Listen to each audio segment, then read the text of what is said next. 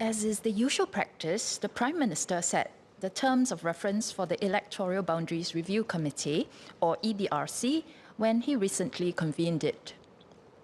The EBRC has a history of adhering closely to the terms of reference set by the Prime Minister.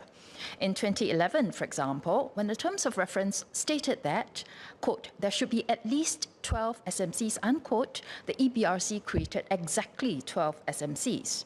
In the past three general elections in 2020, 2015, and 2011, the EBRCs were directed to reduce the average size of GRCs and or to increase the number of SMCs.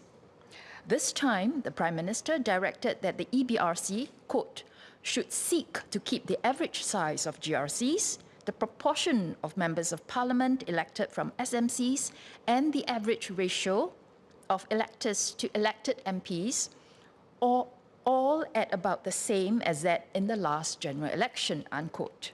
This means that the average size of GRCs should be kept at around 4.65 and about 15% of the seats should be elected from SMCs.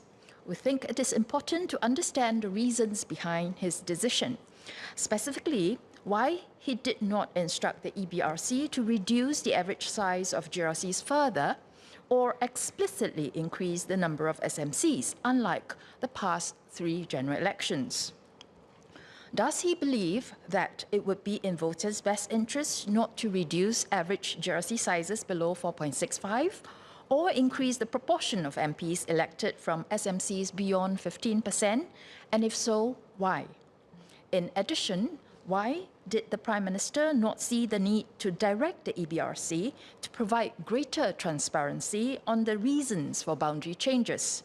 Does he not agree that this would be conducive to building public trust and hence beneficial for the country? Now let me address Ms. Hazel Poa's card and on behalf of the Prime Minister on the EBRC.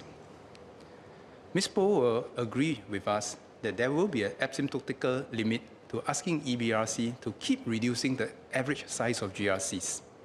And that limit is 1, where all electoral divisions being SMCs. The current terms of reference provide some stability in our electoral landscape by having a balance in the proportion of GRCs and SMCs.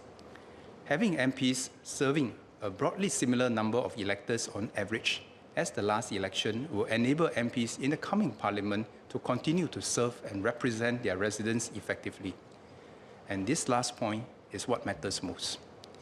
As for greater transparency for his recommendations, we discussed this extensively during the debate on the motion that Ms. Poa and Mr. Leong Man Wai tabled in Parliament last August.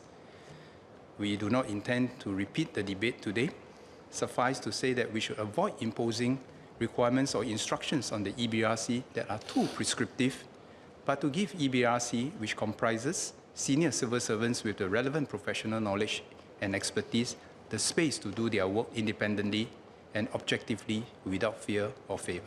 Can the Minister explain the logic behind this position that it is okay to impose or to specify to the EBRC that the average size of GRCs and the proportion of SMCs should be maintained at current levels, but it is not, it is over-imposing on the EBRC to ask them to explain the reasons for their changes, because according to normal logic, it would actually be the other way around, that you do not impose conditions on the sizes of GRCs or the number of SMCs if you want to preserve the independence of the EBRC, but simply require them to explain their, the reasons behind their decision. Chair, I'm quite sure EBRC will explain its thinking in due course.